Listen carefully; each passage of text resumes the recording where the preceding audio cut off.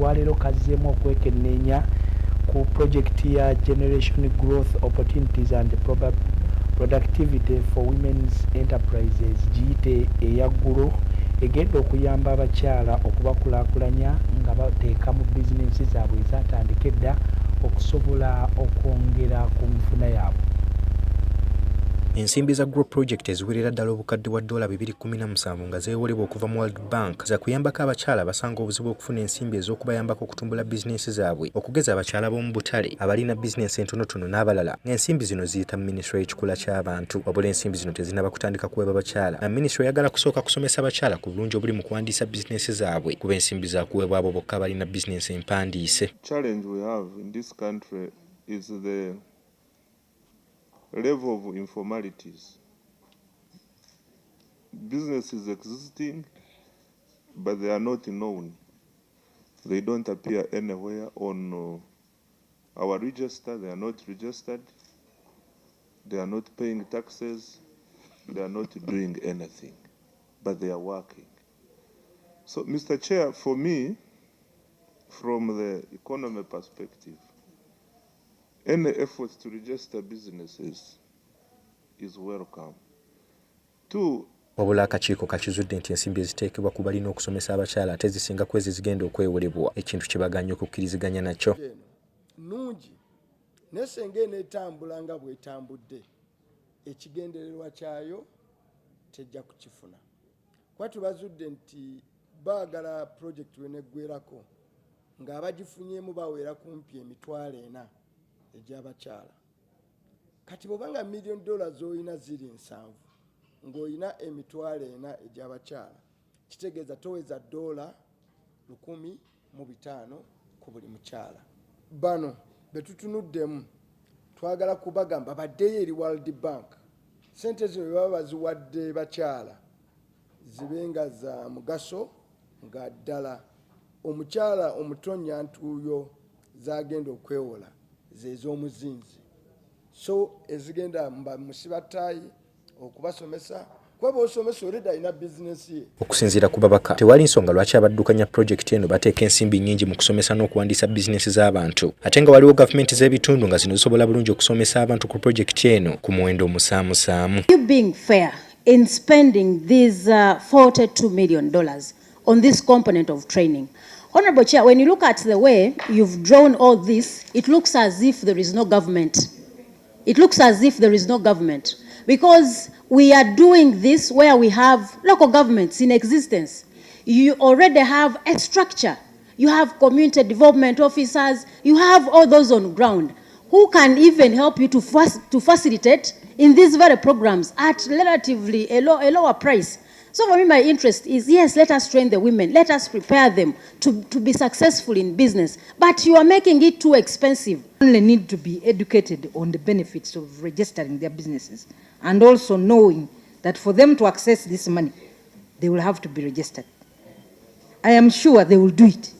So let's not, spend any more money there.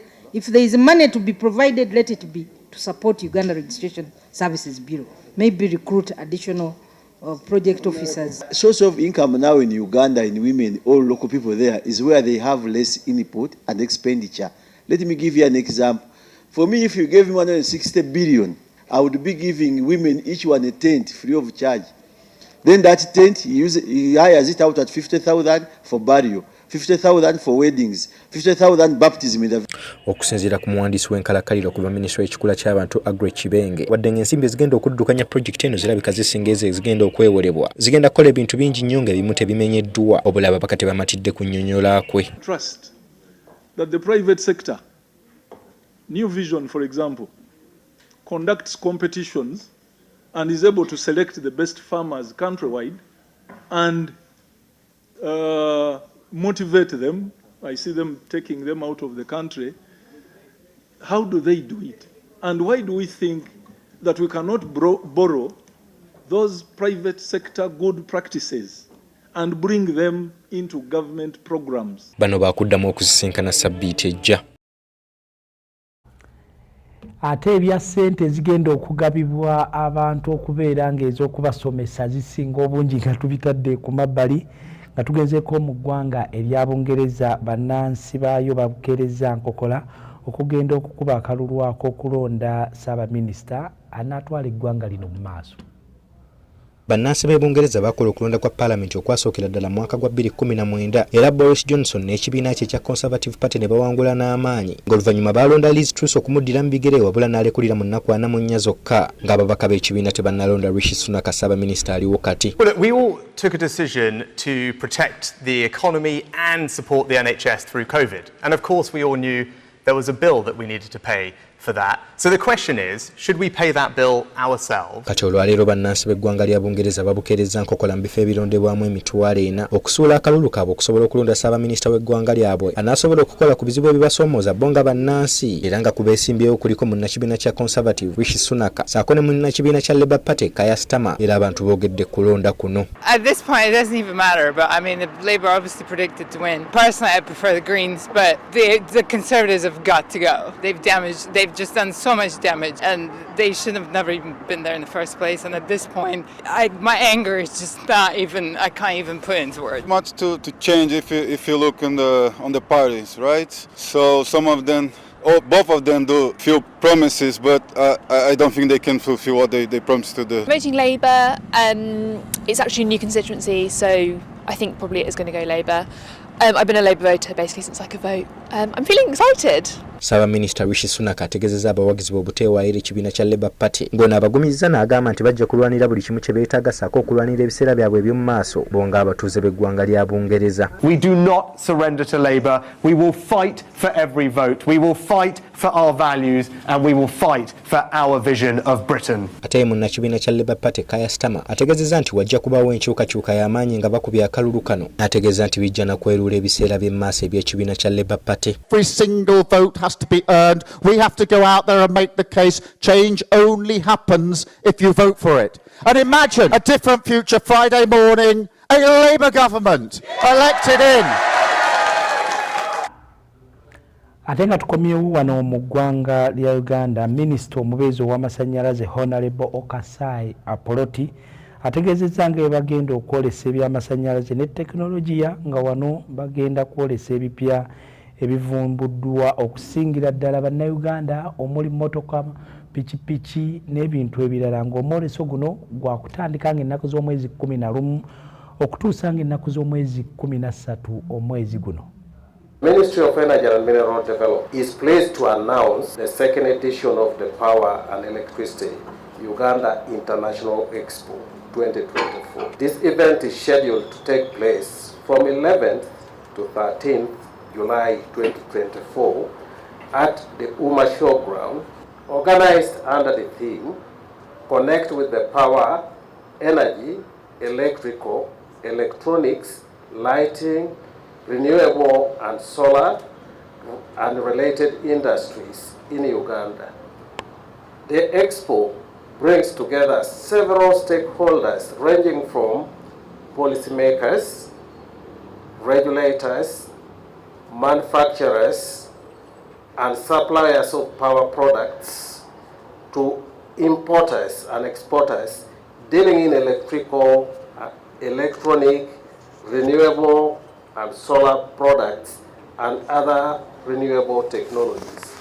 We call upon the business community to utilize the platform to build lasting partnerships and relations for the betterment of Uganda's power sector. The Power and Electric Expo egenda okubeerawo mu Uma Showgrounds okuva nga 11 mpaka nga 13.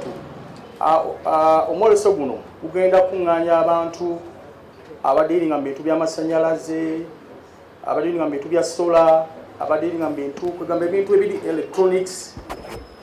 Era minisita n'ayongera okutangaaza nti ebintu gavumenti byeri okukola nga okugezaako okublendinga amafuta okukendeeza ku kono obutonde bw'ensi katukendeeza ku emissions ebiva mu motoka. Era minisita n'ayogera nti ministry erigezaako okutumbula okukozesa emmotoka ezikozesa amasannyalaze. Era mu tuluba eryo ministry etaddewo charging stations ku headquarters za ministry ku Amber House wano omuntu alina emmotoka ekozesa amasanyalaze asobola okujja n'akyajinga emmotoka ye. Minisita era n'agenda n'atangaza nti gavumenti erigezaako okukendeeza ku miwendo gy'amasanyalaze ng'era kwota eno emiwendo gikendedde okutundu kamu n'ekitundu 1.5 amasanyalaze gakendeddwa naye okusingira ddala ab'amakolero abanene gavumenti kati etadde emiwendo gy'amasanyalaze ku 5 cents per kilowatt hour ziringa nusu 3.24. So tugezaako okutumbula ebintu bya industry. I would wish to remind the whole country, those who are within Kampala, even far and wide within Uganda, come to the exhibition and mark the event which is going to take place on the first day of the exhibition. Ebyo nga tubitadde ku mabbali ate RCC omumyuka wa RCC mu Kampala y'Amateeka ngono yo Edwin Beneza asabye abaana abawangaalira mu zigeto ez'enjawulo okwettanira enteekateeka za gavumenti omuli skilling, emyoga, parish development model n'endala basobole okwejja mu nvuba. Bino abyogedde ng'ali mu kafubo w'okulambula abaana abawangaalira mu mbeera eno eya ghetto n'engeri gavumenti gy'esobola obakwatizaako. Omubaka wa President mu Kampala y'Amateeka akyaliddeko abantu abawangalira mu zigeto z'e Kampala n'ekigendererwa ekyokulaba nga baganyulwa mu nteekateeka za gavumenti. Ono alambudde ebifo mu Badde Industrial Area n'ebitundu by'omu Kisenyi.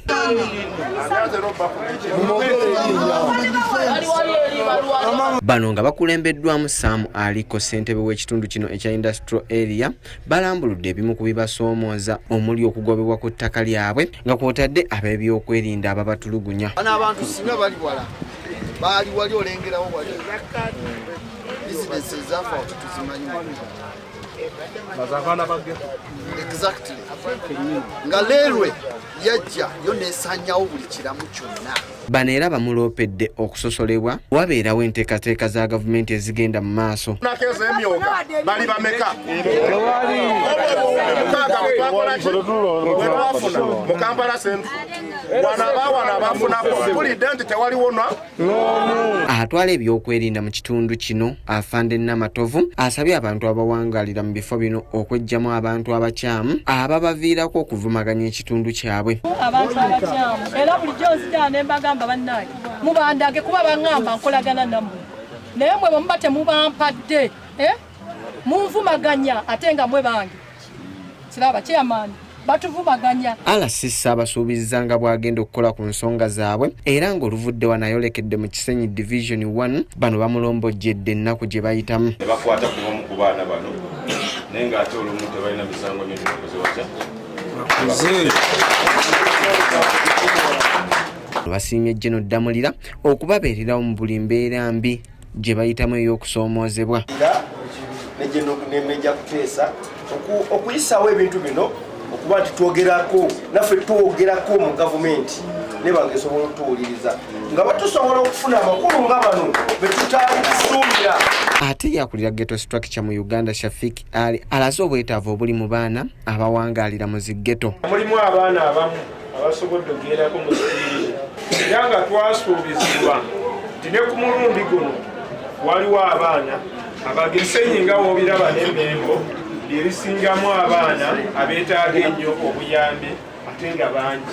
Edwin Ebeneza RCC wa Kampala Central asinzidde wano n'abakubiriza okubeera abakozi kibayambeko okwewala okwenyigira mu bumenyi bw'amateeka era basobole n'okwekulaakulanya. Obukola wakirigenda otike emoroka nga yeetaaga abakiisi ogenda okola ki at the end of it olobereko nekyoteeka mu nsawo ekituleetera ebikemo by'okubba kwe kubeera nti bukedde ku makya tolinawo osuubira kujja 10 n'enkyera tolinawo osuubira okujja 10 naye bw'obanga batukuse bulungi n'ogamba kangende ntikeko kasooli tosobola kulemererwa kuvaayo n'15 nezikukwata. Ono agenze mu maaso n'abasaba okwettanira enteekateeka za gavumenti omuli erya skilling, PDM, emyoga n'ebirala zibayambeko okwejja mu mbeera gye balimu embi. Mu bizinesi obutonotono mu busobozi bwaffe tubeereko ne bwetutandikira PDM, sente za PDM zigenda okujja na zino muzeeyiza yabasuubiza ng'olinako olinawo mukitegeera tube ne mukuza emisango abazi b'emisango banaye mwejjeko abazi b'emisango mu geto oba kituwa ekifaananyi ekikyamu obeera. kakati olukalu lwa Africa lufulumiza ebibinja ebya ttiimu ezineetaba mu kikopo ky'olukalu lwa Africa kiyite ekya AFCON ekiddako. Ago n'amalala ge tugenda okutuusako mu kitundu ekyokusatu, naye katusooke tufune yiga obusiraamu nange mpummule muko.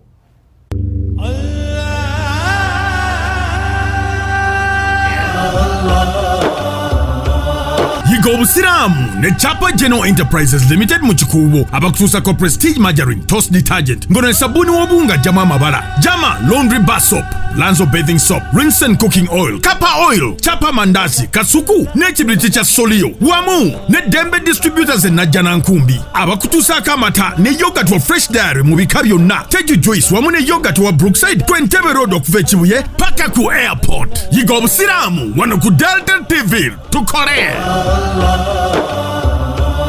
Assalamu alaikum wa rahmatullahi wa barakatuh. Mtume Muhammad sallallahu alayhi wa sallama mwebyo omwenda Allah tabaraka wa taala byamulamira nga nafa bitulamira yatugamba nti wa ayakuna nutqi dhikra, byonna byenjogera bibeeremu okujjukira Katonda. Jjukira nti byonna byoyogera Allah tabaraka wa taala alina okubanga abyagala. Kiyinza okubeera ewala naye tekikubulako nti byonna byoyogera Katonda yawma alqiyama agenda kubikujjukiza lwana ebigambo bibeere birungi. Waqulu linnasi husna, abantu mbagambe ebigambo birungi. Teweteekamu mbeera eyogera ebigambo bitasanyusa Katonda. Saba Allah atuwe ebigambo ebirungi. Assalamu alaikum wa rahmatullahi wa barakatuh. Yiga obusiraamu wano ku Delta TV tukole.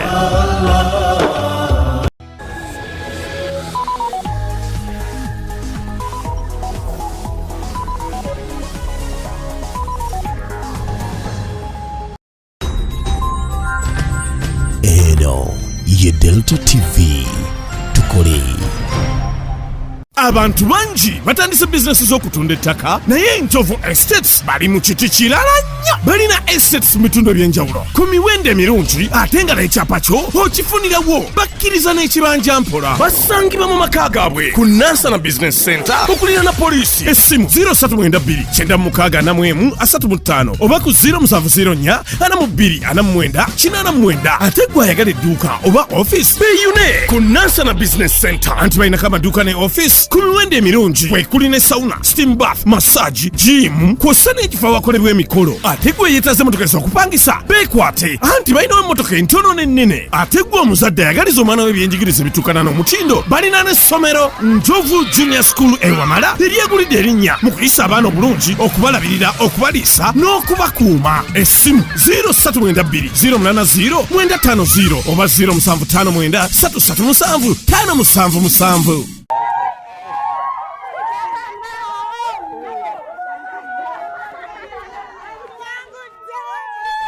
Amanya gange nze Namutebi Sharon nga nkolera wano wennyini Saka Kirombe oba Makindye. Empangula gye nawanguddemu ssente mbadde nga nkozesa mobile money nga nsindika school fees w'omwana ku ssomero. Okutegeera nti mpangudde nze mutima neegambye nti kambalinde bamale okujja ndyoke nzikirize nti mpangudde. Kyennyinza okubagamba nti si byabafere weewaawo abafere gye bali naye ennamba eri emu yokka era bw'eba ekukubidde omanya eyo si yabafere.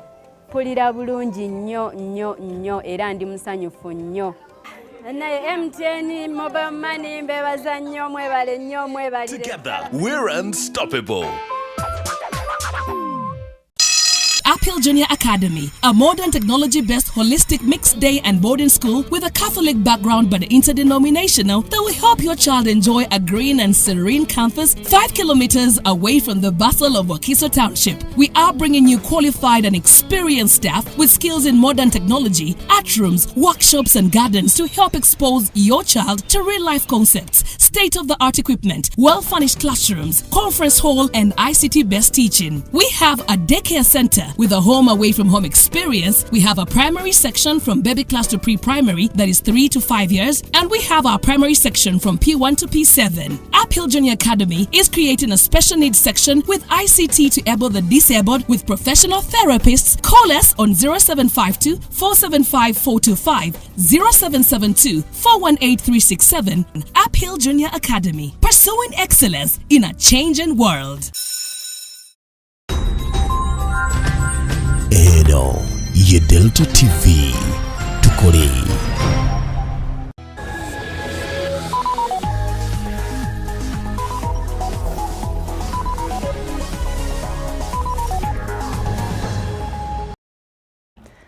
Delta TV tukole ekitundu kya kusatu eky'amasukulumu era nga n'amasukulumu muno mwe tugakubira oluku mu mutwe nga tandise n'abasawo b'ekinnansi n'abatabuzi b'eddagala abeegattira mu kibiina ki Union of Traditional Healers and Herbalists Association olwaleero balabudde abo bonna abeerimbika mu mulimu gwabwe nti bali ekamanye ng'akoza n'owebbwa oluvannyuma lw'okufuna obukulembeze obujja ng'olunaku olwaleero babadde babagasse mateeka waabwe okusobola okutambuza emirimu.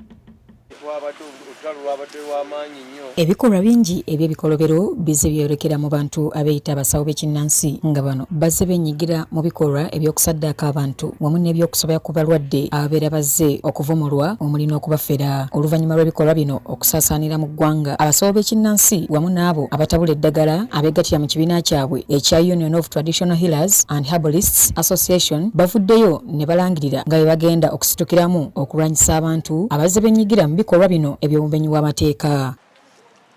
Mulekeraawo abeegatta mu nsonga ezimenya amateeka ng'okusaddaaka abantu, oba waliwo abantu abajja okujja okusaanyawo obuwangwa bwaffe, mubeere nabo nnyo erise George tusobole okulongoosa omulimu gwaffe. Era kati ke kaseera kano twagala tutambule buli disitulikiti tusobole okusomesa abasawo baffe mu ggwanga okusobola okujjawo obumenyi bw'amateeka obubadde bukudde ejjembe. Okulangirira kuno bakukoledde mu nsinkano gye babaddemu e Makindye era nga okusinziira ku President General w'ekibiina kino ekya Union of Traditional Healers and Herbalists Association Jemba Lumira Mayengo agamba nti bakwataganira wamu n'ebitongole ebikuumaddembe okusobola okulwanyisa ebikolwa bino. Era tugenda kukwatagana n'ebitongole ebikuumaddembe okusobola okubiwandiikira nga ffe abeegasse ba pulezidenti b'ebibiina tusobole okujjawo obumenyi bw'amateeka nga tutambula wamu n'ebitongole ebikuumaddembe. Bw'atyo Lumira Mayengo wano walabulidde abasawo abazze babeerimbikamu okwamuka omulimu guno nga tebannakwatibwa nga bukyali okusobola okwewala okubavumaganya kuba ekikwekweto ky'okubakwata kigenda kutalaaga ebitundu by'eggwanga eby'enjawulo. Naye obanga ggwe wava mu bubbi nga wajja weerimbika mu busawo bw'ekinnansi, ke kaseera otuveemu tusobole okulongoosa omulimu gwaffe eggwanga lyaffe tusobole okutereera. Mu nsinkano eno mwe bafulumiriza ne ssemateeka waabwe kwe bagenda okutambulira ng'abasawo nga mu kino baagala okulaba nga babeera bumu. Tutaddewo enkola gye tugenda okuteekawo egenda okusaanyaawo obumenyi bw'amateeka obuli muffe. Mu nsisinkano eno Jemba Lumira Mayengo akinogaanyiza ng'abasawo bwe balina okugoberera ennambika yaabwe gye batambulirako ey'obukulembeze. Okubeera Pulezidenti General tugenda kumala emyaka 3 tulyoke tweddaabulule tuzeewo Pulezidenti General omulala. Bano era basabye omukulembeze w'eggwanga abakwasizeeko mu nteekateeka zonna era nga tukitegeddeko nga bwe bagenda mu lusirika ekyankwanzi okusobola okumusisinkana. Uganda etereddwa mu kibinja K nga muno mulimu amawanga nga South Sudan, South Africa, saako ne DR Congo mu mpaka ez'okusunsulamu abaneetaba mu kikopo eky'olukalu lwa Africa ekinaddako. Obululu luno bukwatiddwa olunaku olwaleero. The result, Africa Cup of Nations, Morocco 2025 qualifiers. We may not think that it will be too easy or underestimate any team, because in Africa there are no small teams anymore. So we really have to be focused on these games, on this group, but we have to believe that we can make it. For the preparations, I can only start from the 2nd of September with the players who are playing abroad. But I think I will start earlier with the local players. So maybe 1 week or 10 days before the 31 of August, but it depends a little bit our game of the Super Cup. Well, pumped back in, edge of the 6-yard box, headed out, then the shot comes in, deflects, and that's 2-0. Kankwebaze okuba omulabi omulungi ow'amawulire amasukkulumu okuva lwe twagatandise okutuusa lwe tugakubye olukumu mutwe. Nyongera okukwebaza okwekuuma nange sabbiiti okuva lwe yatandika okutuusa lunaku olwaleero. Lunaku olw'enkya muganda wange Kalyango John Paul ajja kuba atakutwala mu wiikendi amasukkulumu. Yenze Mukiibi Jamiru Kyabasinga ku lw'ekitongole eky'amawulire ekya Delta TV Tukole Iris Odene Kuuma Beene.